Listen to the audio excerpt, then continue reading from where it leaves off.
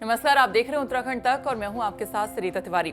जिस तरह से आप देख रहे हैं कि उत्तराखंड में मतदान हो चुके हैं और अब काउंटिंग उसकी होनी है 10 मार्च को, यानी कि रिजल्ट आ जाएगा। तो ऐसे में कहीं ना कहीं जो भी सरकार यहां पर बनती है तो कहीं ना कहीं जवाबदेही उनकी हमें तय करनी चाहिए कि वो जो है जो भी उन्होंने अपने वादे किए वो पूरे करें।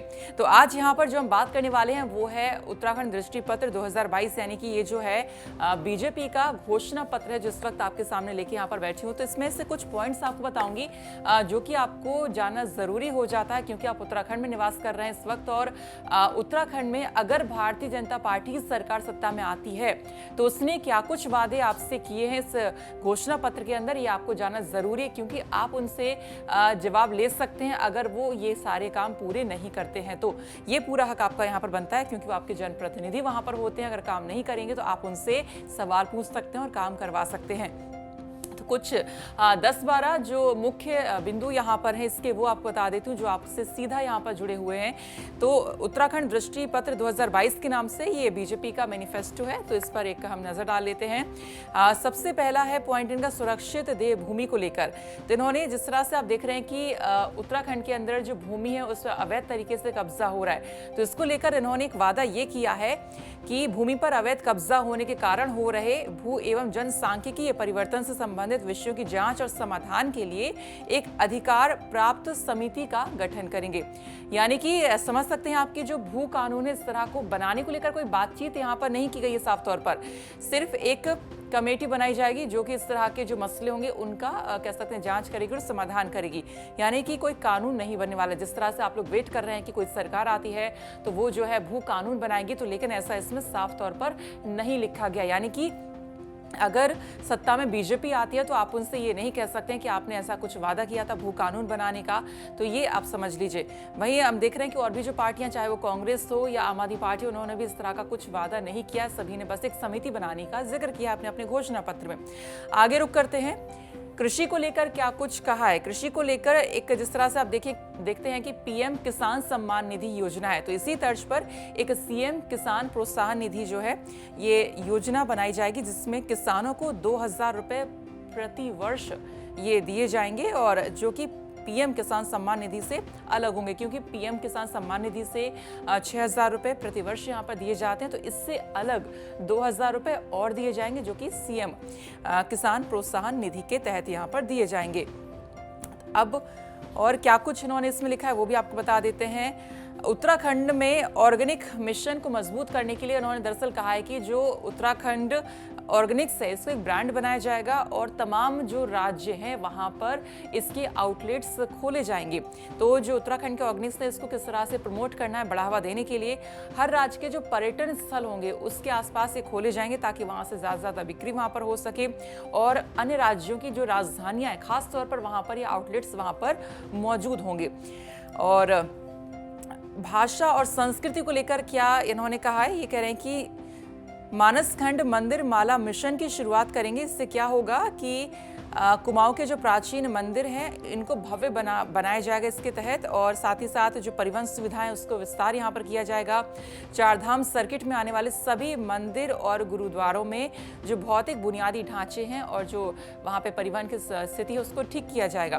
तो ये संस्कृति और भाषा के लिए इन्होंने अपने घोषणा पत्र में ये सारी बात कही है। इसके अलावा हरिद्वार को लेकर उन्होंने ये कहा है कि हरिद्वार को जो है योग की अंतर्राष्ट्रीय राजधानी बनाया जाएगा और विश्व में आध्यात्मिक पर्यटन के लिए सबसे बड़े स्थलों के रूप में बदलने के लिए उच्च गुणवत्ता वाले बुनियादी ढांचे के निर्माण के साथ मिशन मायापुरी शुरू करेगी सरकार। तो ये है भाषा और संस्कृति को लेकर। अगली बात कर लेते हैं महिलाओं को लेकर क्या करेंगे। तो इन्होंने लिखा है कि भाजपा सरकार उत्तराखंड की महिलाओं को आत्मनिर्भर बनाने की दिशा में काम करते हुए 3 निःशुल्क एलपीजी सिलेंडर साल में, ये 3 जो निःशुल्क एलपीजी सिलेंडर उपलब्ध करवाएंगे महिलाओं के लिए। तो इससे इनको लगता है कि महिलाएं आत्मनिर्भर बनेंगी। खैर यहाँ पर निर्धर परिवारों की जो महिलाएं हैं, मुखिया हैं, जो महिला मुखिया हैं, उनको सहायता राशि दी जाएगी और जो स्वयं सहायता समूह है राज्य भर में उनकी सहायता के लिए 500 करोड़ रुपए का एक विशेष कोष गठित करेगी सरकार।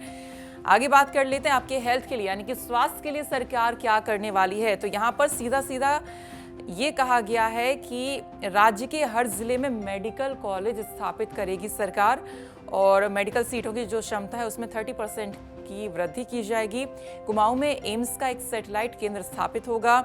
इसके अलावा भाजपा सरकार प्रत्येक जिले में डॉक्टर, नर्स, लैब टेक्नीशियन और तमाम उपकरणों से लैस एक सचल अस्पताल का संचालन सरकार करवाएगी। और साथ ही साथ राज्य में वर्तमान जन औषधि जो केंद्र है, इनकी संख्या 190 से बढ़ाकर इसको 400 तक किया जाएगा। तो ये आपके हेल्थ को लेकर, यानी कि आपके हर जिले में एक हॉस्पिटल यहाँ पर होगा, साथ ही मेडिकल कॉलेजेस भी वहाँ पर होंगे। आपको बता दें कि कुछ 7-8 मेडिकल कॉलेजेस का उन्होंने लास्ट टाइम भी वादा किया था, जिनमें से अभी उनका निर्माण ही चल रहा है, कईयों का निर्माण भी अभी शुरू नहीं हुआ। तो ये भी वो वादा इसमें करते दिखाई दे रहे हैं कि आगे और स्पीड से जो है इसका निर्माण कार्य किया जाएगा। और क्या कुछ उन्होंने कहा है बुनियादी ढांचे को लेकर। उन्होंने कहा है कि विशेष रूप से राज्य के 10 पहाड़ी जिलों में बेहतर और तेज कनेक्टिविटी प्रदान करने के लिए रोपवे परिवहन नेटवर्क के निर्माण के लिए पर्वतमाला परियोजना की शुरुआत की जाएगी, यानी कि रोपवे के माध्यम से आप आ जा सकेंगे। तो इसमें जैसे कि आप देख सकते हैं कि देहरादून से आप बता देती हूँ कहाँ कहाँ आप ये रोपवे का जो कनेक्टिविटी यहाँ पर होगी आपको सुविधा मिलेगी। देहरादून से मसूरी 5-5.5 किलोमीटर ये है, गोविंद घाट घांगरिया 7 किलोमीटर ये है, सोनप्रयाग से केदारनाथ 8.5 किलोमीटर, हल्द्वानी से नैनीताल 7 किलोमीटर, जानकी चट्टी से यमुनोत्री 2 किलोमीटर। तो ये जो है रोपवे से दूरी यहाँ पर आपको बताइए जो कि ये बनने वाली है। इसके अलावा भाजपा सरकार और क्या करेगी, सभी क्षेत्रों में 4G और 5G का तेज नेटवर्क लाने की बात यहाँ पर कर रहे हैं। स्पीड ब्रॉडबैंड और फाइबर इंटरनेट से जोड़ना। इसके अलावा हर घर नल से जल योजना के माध्यम से सभी घरों के लिए जो नल के पानी की कनेक्टिविटी की यहाँ पर बात करें, सुनिश्चित करें कि हर घर नल से जल जो है पहुँचेगा यहाँ पर इसके माध्यम से। इसके अलावा मेरा गांव मेरी सड़क योजना के माध्यम से राज्य के सभी ग्रामीण क्षेत्रों को पक्की सड़कों से जोड़ने का सरकार वादा कर रही है। और देख लेते हैं शिक्षा को लेकर क्या करेगी। शिक्षा को लेकर यहाँ पर ये लिख रहे हैं गुणवत्तापूर्ण शिक्षा की पहुंच को अंतिम छोर तक बढ़ाने के लिए प्रत्येक न्याय पंचायत में CBSE से मान्यता प्राप्त अटल उत्कृष्ट विद्यालय खोले जाएंगे। और वीरचंद्र सिंह गढ़वाली व्यावसायिक शिक्षा मिशन की शुरुआत होगी। इसमें क्या होगा, हर ब्लॉक में एक कॉलेज खोला जाएगा और इस कॉलेज के अंदर जो रोजगार उन्मुख शिक्षण होता है वो प्रोवाइड किया जाएगा बच्चों के लिए, ताकि जो यहाँ से निकलने के बाद बच्चे वो सीधा रोजगार प्राप्त कर सकें, यानी कि शिक्षा में रोजगार उन्मुख शिक्षा यहाँ पर दी जाएगी। अब उत्तराखंड में जिस तरह से आप देखते हैं कि रोजगार को लेकर दिक्कत होती ही रहती है, तो रोजगार को लेकर सरकार क्या काम करने वाली है। तो घोषणा पत्र में ये लिखा गया है कि जो बेरोजगार हैं उनको 1 साल तक 3,000 रुपये प्रति माह ये राशि यहाँ पर दी जाएगी, यानी कि 1 साल के लिए जो बेरोजगार हैं। इसके अलावा जो आपने देखा कि प्रधानमंत्री कौशल विकास योजना है, तो इसमें और जो है बढ़ावा इसमें दिया जाएगा ताकि जो वहाँ पे बच्चे हैं वो और स्किल्ड यहाँ पर हो जाएं। वहीं पर्यटन को लेकर भी काफ़ी काम करेंगे। 45 नए हॉटस्पॉट बनाएंगे, इस पर काम करेंगे। 3 गुना गति से काम होगा। साथ ही साथ इको टूरिज्म प्रमोशन बोर्ड की शुरुआत होगी, जिसमें पूरे उत्तराखंड से 20 दर्शनीय स्थलों को पर्यावरण केंद्रित पर्यटन हॉटस्पॉट में विकसित करेगी। तो ये पर्यटन के लिए बताया। इसके अलावा उद्योग और अर्थव्यवस्था को लेकर सरकार क्या करने वाली है, तो यहाँ पर 5 लाख रोजगार पैदा करने का उद्देश्य यहाँ पर सरकार का है। वो कैसे क्या करेगी, हालांकि इसका कोई जिक्र यहाँ पर नहीं है।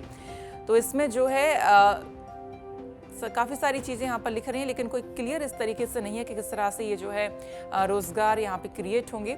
एक राज्य एक मंजूरी एक अनुपालन की शुरुआत इस नीति को लागू करेगी, जिसमें राज्य के सभी औद्योगिक और वाणिज्यिक तंत्र को रोजगार सृजन के उद्देश्य से एक साझा पोर्टल पर लाया जाएगा। ठीक है, अब निर्धनों के लिए यानी कि जो गरीब हैं उनके लिए क्या करेगी सरकार, इसमें लिख रहे हैं कि असंगठित मजदूरों और गरीबों को 6,000 रुपए की पेंशन और 5 लाख रुपए का बीमा कवर यहाँ पर सरकार देगी। कानून व्यवस्था को लेकर उत्तराखंड में क्या रहेगा, यहाँ पर ये लिख रहे हैं कि लव जिहाद के कानून में संशोधन कर उसे कठोर बनाएंगी और दोषियों के लिए 10 साल का एक कठोर कारावास का प्रावधान करेंगे। तो लव जिहाद के कानून को और कठोर करने की यहाँ पर बात कर रहे हैं और इस कानून के अंतर्गत सभी मामलों का निस्तारण फास्ट ट्रैक किया जाएगा। तो ये चीज़ है। और इसी में एक और पॉइंट है जो है जीरो टॉलरेंस ऑफ ड्रग्स की नीति को लागू करने के लिए एक टास्क फोर्स का गठन करेगी। जिस तरह से हम देखते हैं कि उत्तराखंड के अंदर नशे का जो कारोबार है ये लगातार बढ़ता ही जा रहा है, तो इसको रोकने के लिए एक टास्क फोर्स का यहाँ पर गठन किया जाएगा जो कि जीरो टॉलरेंस ऑफ ड्रग्स की नीति को लागू करने में काफ़ी ये जो है फोर्स मदद करेगा। तो ये जो कुछ पॉइंट्स मैंने बताए हैं, ये वो है जो कि अब बीजेपी अगर आती है सत्ता में तो वो ये पूरे करने के वादे यहाँ पर कर रही। हालांकि उन्होंने अपने दृष्टि पत्र में बहुत सारी उपलब्धियां भी यहाँ पर गिनवाई हैं कि वो क्या क्या कर चुके हैं। यहाँ पर कुछ उन्होंने पुराने जो वादे थे वो भी यहाँ पर पूरे किए हैं। जिस तरह से उन्होंने कहा कि केदारनाथ धाम का जो पुनर्निर्माण का पहला चरण यहाँ पर शुरू हो चुका है, महिलाओं के लिए काफ़ी कुछ काम किया, स्वास्थ्य के क्षेत्र में काम किया है।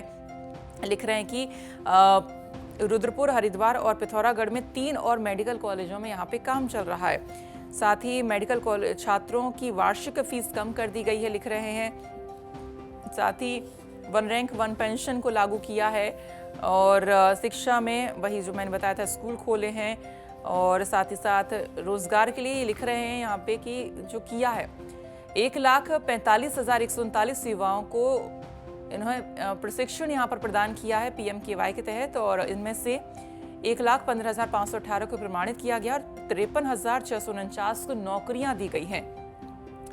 तो आप थोड़ा सा बताइएगा कि क्या आप लोगों को नौकरियां मिली हैं, क्या आप लोगों ने PMKY से यहाँ पर प्रशिक्षण क्या आपने लिया था, प्रमाण पत्र आपको क्या मिला था, तो कितना सरकार ने काम किया है जो इन्होंने बता रहे हैं यहाँ पर, तो आप ज़रूर बहुत अच्छे से यहाँ पर बता सकते हैं। और कानून व्यवस्था को लेकर ही कह रहे हैं कि भाजपा ने सत्ता में आने के बाद पुलिस बल में महिला कर्मियों की संख्या 33% यहाँ पर बढ़ा दी है और इसके लिए भाजपा सरकार ने 2017 की तुलना में महिलाओं के विरुद्ध यौन उत्पीड़न में 69% की कमी लाने में सफलता प्राप्त की है।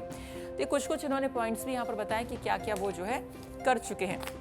अब थोड़ा सा यहाँ पर आपको जो तमाम जो वादे हैं वो इसलिए यहाँ पर बता दिए ताकि अगर बीजेपी सत्ता में आती है तो आप जवाबदेही तय यहाँ पर कर सकते हैं कि उन्होंने काम किए हैं या फिर नहीं किए हैं, और कुछ काम आप बता सकते हैं कि क्या क्या वहाँ पर नहीं हुआ। जिस तरह से नौकरी की बात कर रहे हैं कि आपको नौकरी मिली है या नहीं मिली है, हर घर नल से क्या आपके घर में पानी की कनेक्टिविटी है।